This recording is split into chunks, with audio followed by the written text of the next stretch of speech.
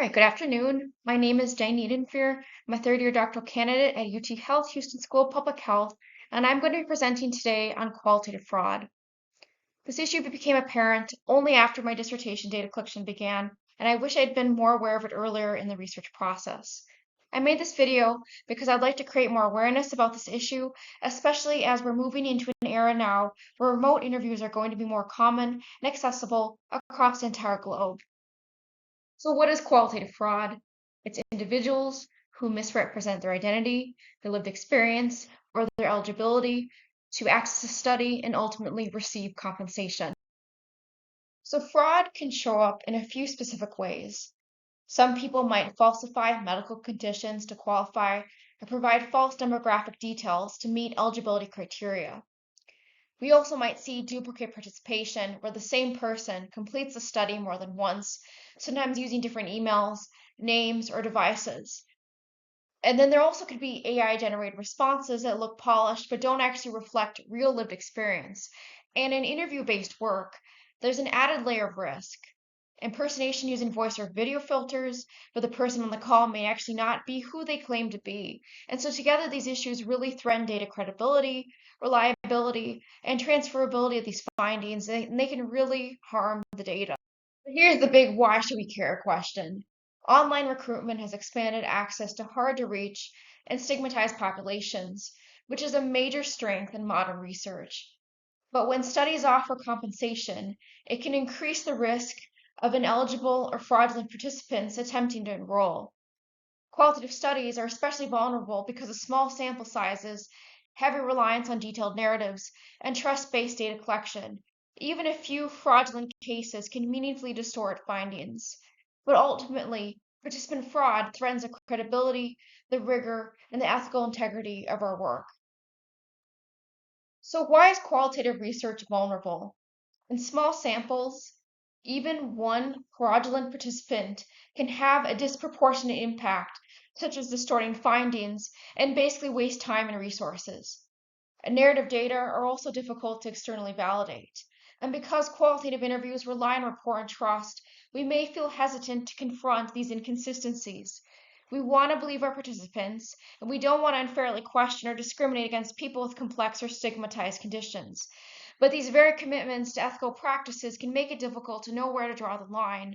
And so remote interviews really further reduce identity verification, adding another layer of vulnerability. So there are several red flags that I would like to highlight here, and I suggest that you all watch out for these. Rapid survey completion within an unrealistically short time frame can suggest inattentive or automated responses. Inconsistent answers across the screening and survey items, especially around key eligibility criteria, are also another warning sign. And then look out for IP addresses located outside the stated eligibility region. This could indicate misrepresentation. And then clusters email addresses with nearly identical formats, like first name, a last name plus random numbers, paired with very generic names like Jane, Stacy, Peter, Stephen. This can suggest duplicate or fraudulent entries. And then, it's worth saying that none of these indicators alone can confirm fraud, but together they can signal the need for a closer review. Now I want to highlight a couple of red flags via email communication, and this could include being available all day, every day without constraints. Someone that says they're available from 9 a.m. to 9 p.m. or 8 a.m. to 10 p.m. That could be potentially a signal. Very fast responses that contain only a few words may also suggest scripted communication, and they might actually respond within like minutes to seconds. And they might also, in their emails, they might have no greeting or closing. They might have improper grammar or formulaic language that can also raise questions. And then finally, if someone claims U.S. residency, pay attention to the time zone that appears in their email. If you see, 1648 when it was 8 a.m. your time, that would definitely point to the fact that they're in a different part of the world. Again, none of these single factors confirm fraud, but these discrepancies can warrant close review and further verification. There are also some additional red flags that can emerge during the interview itself. So first, vague or very shallow descriptions, especially when they sound overly polished or generalized, can suggest scripted or AI generated responses rather than lived experience. So if a participant's explanation of a condition sounds like it came directly from Google or a generic health website, that's really something to note. Participants may also struggle to answer follow-up or probing questions and can sometimes become defensive when asked for clarification. In some cases, they might actually mirror the researcher's language instead of describing their own experiences. I actually veered off the interview guide several times, and the individual got very confused, and they honestly could not answer the questions. Another sign is a lack of genuine interest in the study itself, with the focus primarily on compensation. There can also be technical clues. You might notice audio feedback, echoing, long delays in turning on the camera. It should not take more than 4 to 5 seconds to turn on the camera, or other irregularities that could make identity verification difficult. If once the person gets the camera on, you might notice visual filters. So if the background is completely black, the face is perfectly centered, the eyes are blinking at the same time, or the lighting in the background suggests a different time zone, that can actually raise additional questions. Um, Additionally, the participants may try to pressure the researcher to move forward quickly. So if you're suspicious, it can be useful to cancel or pause your interview and observe the response. Genuine participants are typically understanding when scheduling issues arise. They should not get angry. They should not swear at the researcher.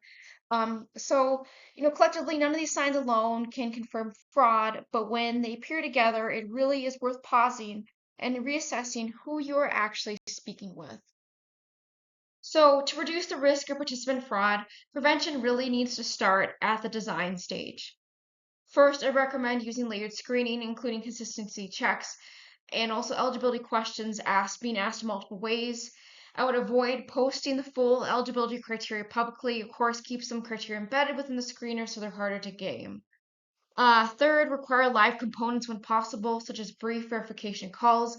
Have the interview be on camera for maybe a brief period of time to verify eligibility and follow up. Also have follow-up confirmation emails.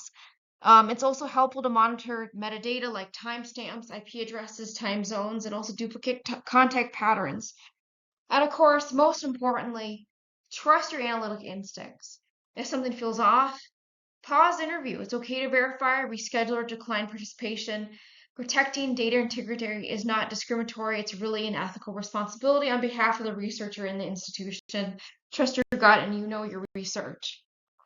This was just a snapshot of what fraudulent participation can look like and a couple of tips for preventing it. So I want to leave you all with a couple of questions to think about.